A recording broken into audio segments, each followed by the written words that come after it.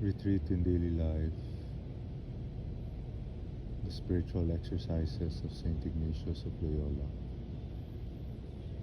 The Road to Emmaus, Luke 23:13-35.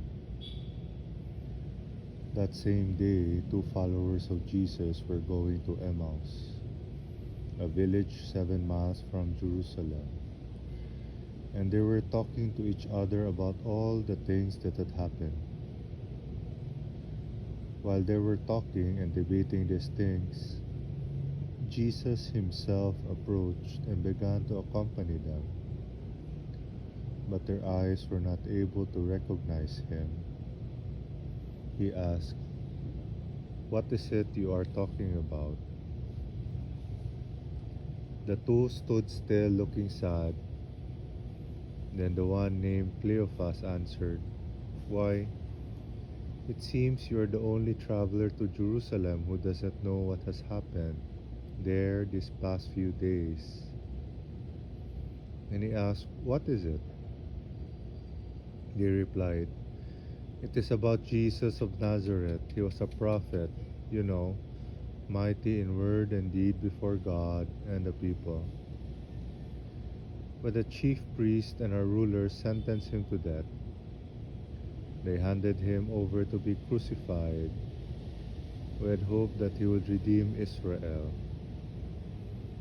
It is now the third day since all this took place. It is also true that some women of our group have disturbed us.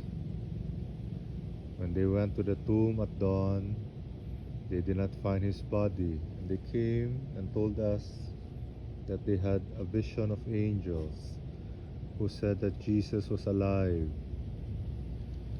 Some of our people went to the tomb and found everything just as the woman had said, but they did not find a body in the tomb." He said to them, "How dull you are, how slow of understanding. Is the message of the prophets too difficult for you to understand? Is it not written that the Christ should suffer all this and then enter into his glory?" And starting with Moses and going through the prophets, he explained to them everything in the scriptures concerning himself. As they drew near the village they were heading for, Jesus made as if to go farther.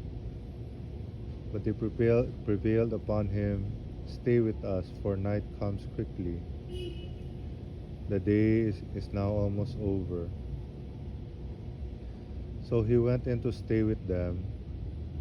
When they were at table, he took the bread, said a blessing, broke it, and gave each a piece.